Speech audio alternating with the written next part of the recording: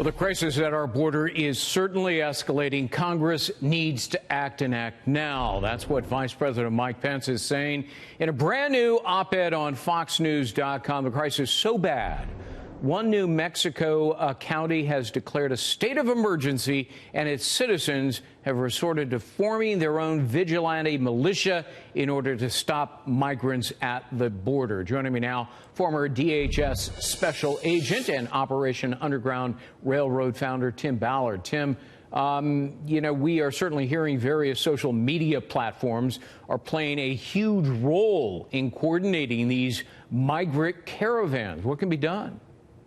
Well, look, they are advertising. The smugglers are advertising, come with me, I'll get you into the United States. And they're using our laws against us. That's why the vice president is spot on. Congress needs to fix this. The policy I'm talking about is this Flores settlement, which says that if you bring a child, if you're illegal and you bring a child and you walk across our border and surrender yourself, these folks are surrendering themselves to these vigilante groups, okay, because they're told to do this. If you have a child in hand, then they take you, law enforcement takes you, and they have to release you in 20 days. This is very, very dangerous. Children are being used as pawns, and they're in a very vulnerable situation here. Well, let me ask you about sex trafficking, because it's unbelievable the thousands of vulnerable children that are being victimized and harmed by these sex traffickers, right? Absolutely. Look, you don't get across our borders unless you contract with a smuggling organization, which can quickly turn into a sex trafficking organization. And what's happening with these unaccompanied minors, there's 1,700, by the way, in the last 10 months, children that CBP has recovered who are with an adult who is not their parent, someone pretending to be their parent. Now listen to this. Anyone can now show up at the processing centers at Customs and Border Protection and say, hello, my name is George, and little Isabel, who's in your custody, is my niece. They have to, by law, it's not their fault, Customs and Border Protection guys, they have to turn those kids over. Sure, the guy will sign a form saying, I won't hurt this kid. Right. Checking out, it's like, it's horrible. Children we are actually helping. Children are pawns. There is, yes. I read a column that you wrote, there is a whopping 316% increase in the last year of children being used by people who aren't their parents, but, are claiming that they are.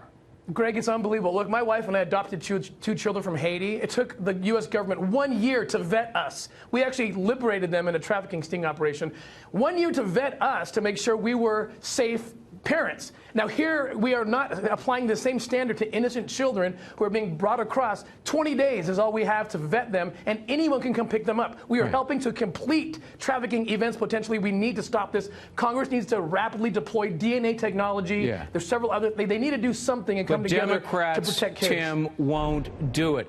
You appeared before a subcommittee of the House Homeland Security Committee, and you were there to tell them what's going on the ground, especially children and sex traffickers.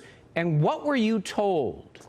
I was told that we're talking about policies about separating children from families, not about trafficking. And I said, wait, that's what I'm talking about too, because it's our policies that are allowing people to traffic children. We have to wake up. This is a serious crisis. It's unbelievable. You know what? They're putting earmuffs on, these Democrats. And the chairwoman of that subcommittee said, your testimony, Mr. Ballard, is irrelevant. I can't think of a more relevant and important subject and message.